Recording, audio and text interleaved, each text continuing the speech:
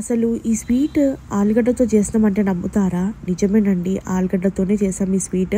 చాలా అంటే చాలా బాగుంటుంది. హల్దీరామ్స్ పంచరత్నం తెలుసు కదా, అదే ఇది.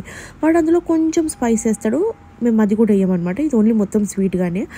ఆలుగడ్డలని ఇలా మంచిగా గ్రేట్ చేసి అయితే పెట్టుకోండి. వాటర్ కింద వేసి మంచిగా కడుక్కోండి అనమాట. అందులో ఉన్న స్టార్చ్ అంతా వెళ్ళిపోవాలి. దీనిని మంచిగా ఒక ఎండు బట్టలో వేసి ఇలా మంచిగా పడిచి పెట్టుకోండి అనమాట. పడిచి పెట్టుకుంటే త్వరగా ఆరిపోతుంది అనమాట. లేకపోతే మనం ఆయిల్లో ఫ్రై చేస్తాం కదా, త్వరగానే మెత్తగా అయిపోతుంది. ఎండితే మంచిగా చాలాసేపటికి క్రిస్పీ ఉంటుంది అనమాట. ఇప్పుడు ఆయిల్లో వీటిని వేసి మంచిగా ఫ్రై చేసుకోండి అనమాట. మీరు వేసిన 1 minute ఫ్రై అయిపోతుంది, ఎందుకంటే ఇందులో వాటర్ కంటెంట్ ఇప్పుడు ఎక్కువ లేదు కాబట్టి. ఇంకా దీన్ని మీరు బ్రౌన్ చేసుకోకండి. ఇది ఇట్లా లైట్ గోల్డెన్ రాగానే తీసేయండి. ఇప్పుడే క్రిస్పీ ఉంటుంది. బ్రౌన్ ఉంటే కొంచెం చేదెక్కిపోతుంది అనమాట. ఇప్పుడు దీని మీద కిస్మిస్ వేసాను అనమాట. కిస్మిస్ ఫ్రై చేయకండి.